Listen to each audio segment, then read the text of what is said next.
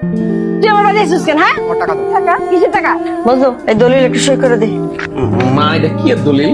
তোর বাপ মরার আগে যে জমিটা তোর নামে লিখে দিয়ে গেছিল, ওই জমিটা বেচা স্বামীমরে শহরে লেখাপড়া করতে পাঠাম। এর জন্য কইছি তোর এখানে সই কর। আমদো তুই একটাই দানি জমি আছে, যদি এটা বেচে লাই তাহলে বছর শেষে আমার দাম পাবো করতে।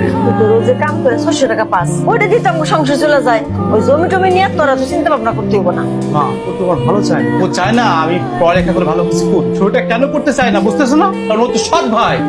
আমি তো ভাই তোর মতো লেখাপড়া করিনি, আমার তো টিপ দিতে হইব, আমি তো সই করতে পারি না। যা তো টিপ সই দেওয়ার কালিটা নিয়ে আয়। তোমার মা যে তোমাকে বাড়ির জমিটা বিক্রি করে দিছে, তুমি যাই না শুনে সেটাতে সাইন করলা কেন? স্বামীর লেখাপড়ার লেগে মেলা টাকা দরকার।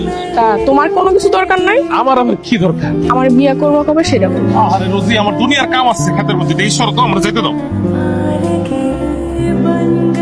মজনু আসলে এতটা সহজ সহজ না। তবে দেখবা রোজির বিয়ে করে বাড়িতে বউ করে আনছে। ওই রুহুলের মাইয়া রোজিরে তো আমি কোনোদিন আমার বাড়ির বউ করে নিব না। ওর দাদাই ছিল আমার বাপের চিরশত্রু।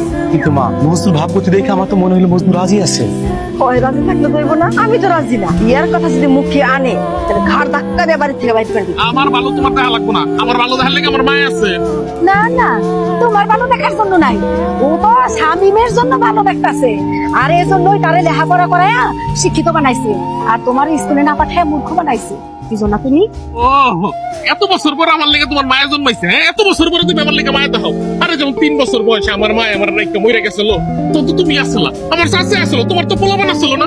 তুমি যদি আমার লেলা বড় করতো তাহলে তো আমার বাবার আরেকটা বিয়ে করতে হইতো না, আমার ঘরে আমার সৎ মা আইতে হইতো না। তখন তো আমার লেগে কেন ভালোবাসা জন্মায়নি। এখন একদম আমার লেগে মায়া দরদ উৎসাহ পড়ে একজনের না, তখন আমার মায়ের দয়া লাগবে না। রুহুল আমিন হইছে আমগো চিরশত্রু। রুহুল আমিনের মায়েরা যদি মন দিয়েই থাকোস, তাহলে সেই মনটা কিভাবে ফেরত আনা যায় সেই চিন্তা কর। মাগো, তুমি যা ভাবতাছো এমন কিছুই না মা।